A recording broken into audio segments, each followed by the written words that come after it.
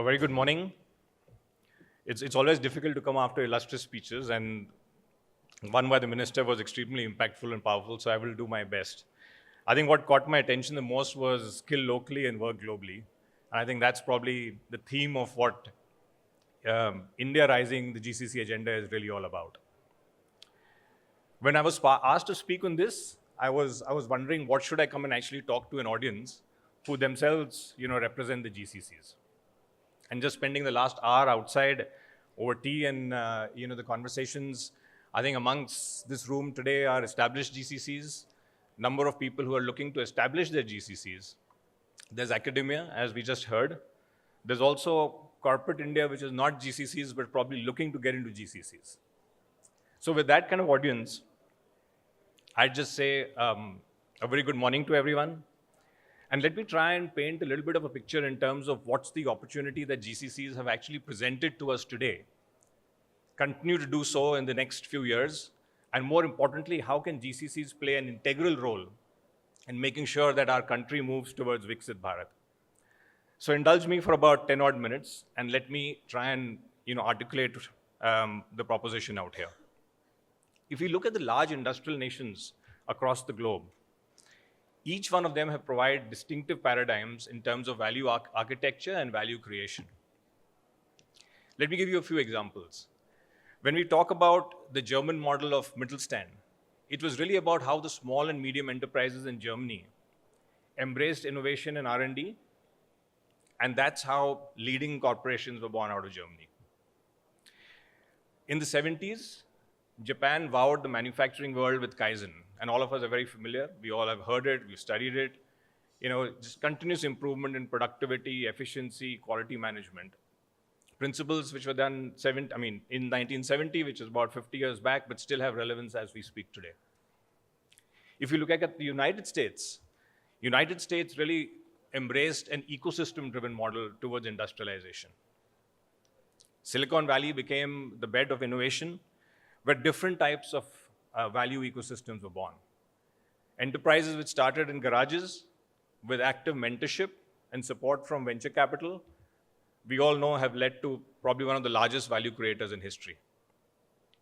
If you look at closer to Asia and China, the whole township and village enterprise model, which were neither privately owned nor publicly owned, but with support from provincial administration, really led to a lot of local innovation. So friends, what I'm really trying to say is that each of these have created value architectures and led to value creation, of course, for their own countries, for their own geographies. But more importantly, they have led to make the world a better place and a lot more sustainable. And that is the only model which really survives over a long-term period. And again, history shows us that people who've done the value creation, which only remains to a limited audience, or to their own geographies and doesn't expand beyond, have actually fallen off the grid. So we speak a lot about the Silicon Valley architecture, and that's a great example. This architecture actually gave rise to a number of huge value creation models. We all know the companies which got incubated out there, and I spoke about the garage ecosystem in some sense. California today continues to be the 5th largest economy in the world, staggering GDP of about $3.9 trillion in 2023, 7th year in succession.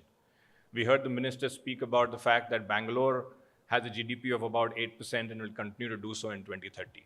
So what can we really look at some of the other places and then kind of imbibe that? So we could really follow some of those paths. But it's not about California being the largest or the 5th largest GDP and $3.9 trillion.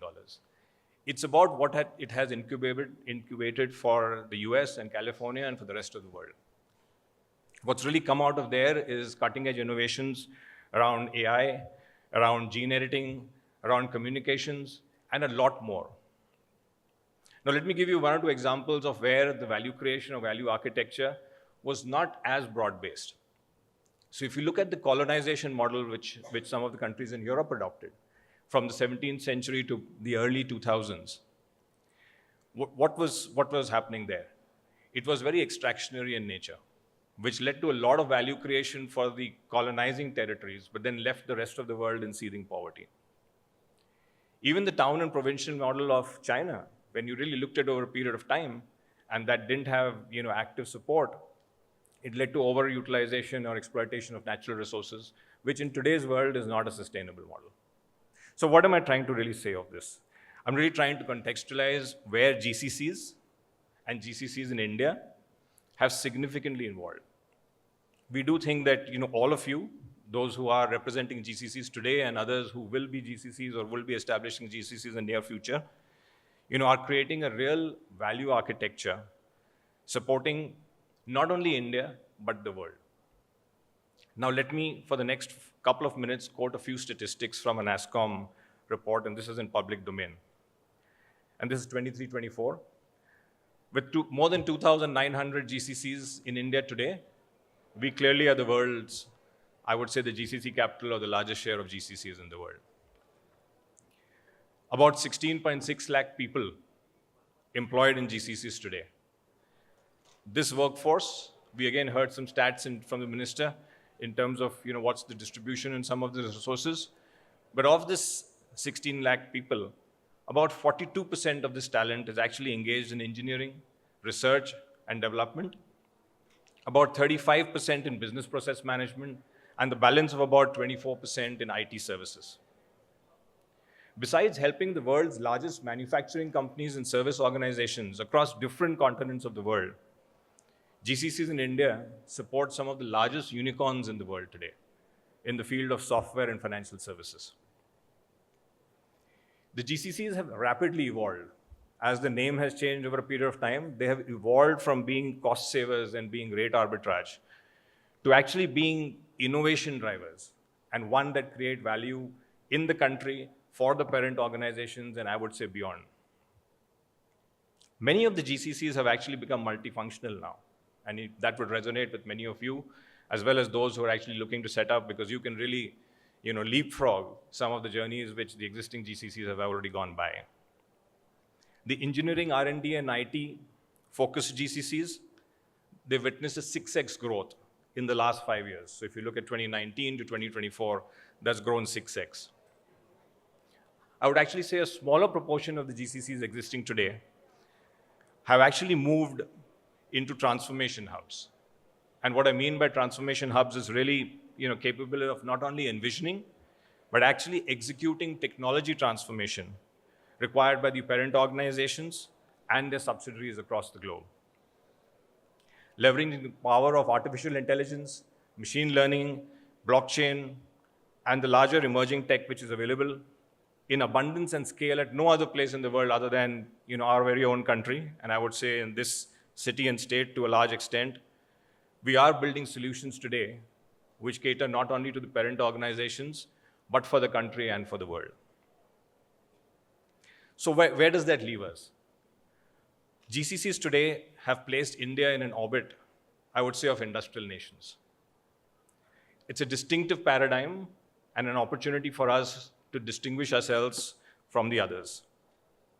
But I'd really say that this is the beginning.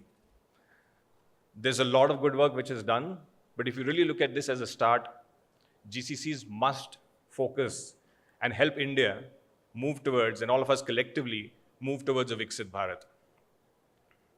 So Viksit Bharat is not only going to be relevant to India, it's going to be relevant to the world, to the parent organizations, and I would say the rest of humanity and the rest of the world. The GCCs must seize this opportunity, and what I'd like to now lay out in the next couple of minutes is hopefully things for all of us to ponder as we sit and attend the rest of the sessions, network over the tea and coffee breaks, and hopefully dinner in the evening. Couple of points for you to consider. How can GCCs today start driving end-to-end innovations? Can GCCs today come up with an innovation like the UPI, or the Unified Payment Interface? What will it address? It will address the 3 Ds of demography, digitization, as well as decarbonization. Can the innovation that's happening in the GCCs actually look at getting cutting-edge, climate-friendly innovation in agriculture? It's a need of the hour. Can we build value architectures like what has happened with Kaizen in Japan or the Silicon Valley to create value models which are sustainable, scalable, and lead to creation of India's soft power? And the natural question which many of you would ask, or the parent organizations, if they are represented here today or will hear from you, would ask, why would the parent organization spare this talent?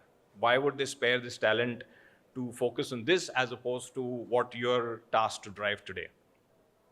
But friends, I think the answer is simple, and I'm sure each one of you, know of it. A Viksit Bharat or a developed India is not only going to benefit India, but it's going to benefit each of your organizations that you represent today. We know a lot of reverse innovation which is actually happening in India is actually happening here, and then it's going out to the rest of the world. So I think this is really an opportunity for GCCs and the parent organizations to look at innovation, to look at incubating some of these deeper skills which is present at scale to benefit India, your parent organizations, and then take that beyond. A couple of other things before I just draw this to a close. We need to build solutions and assets which can drive scale and innovation. And we need to really think about how some of the newer areas of focus, whether it is silicon chips, whether it's semiconductors, whether it's energy cells, fuel cells, many of the GCCs represent organizations which actually invest in these areas or focus on these areas, are creating cutting-edge technologies, and that's all happening out here. Last but not the least, I'd actually say that the existing models of innovation, because I don't stand here to preach to a community which actually runs these GCCs. You are doing a lot of innovation already.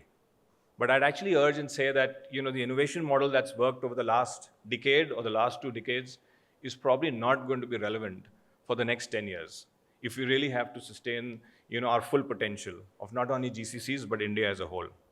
So what can be done? Can we leverage the talent and technology to drive incremental innovation? And what I mean by incremental innovation is making processes more secure, efficient, productive.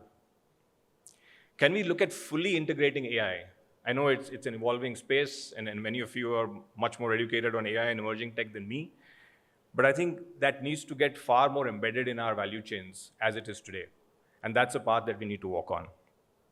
Can we really think of building value at intersection of pure sciences and technology? Can we push the realms of digital biology? Those are the things which will lead to a lot of value creation in country, for India, for our GCCs, for our parent organizations, and for the rest of the world. Let me end in the last probably 60 seconds, I can see the clock going ahead, as to how can GCCs really look to partner and focus over the next decade. I would actually like to propose to this group, can we create a rising moonshot team within the GCCs, with a rising moonshot focused on India fund, which we actually take away the hindrances of budgetary constraints in terms of people, in terms of resources, and really drive innovation which is at next level. Can we form a team with the GCCs and the senior leaders within the GCCs or across a few GCCs and the parent organizations to have a continuous loop to make sure that the disruptive innovation continues and again continues at scale? Last but not the least, let's use digital tech, let's use science tech, and launch propositions which are again sustainable, scalable, and safe. I'd like to end by saying opportunities don't knock our doors twice. And I think that the time has come for the GCCs. As I said, the GCCs have evolved from global in-house centers to global capability centers. Time is now ripe to really call ourselves global growth centers.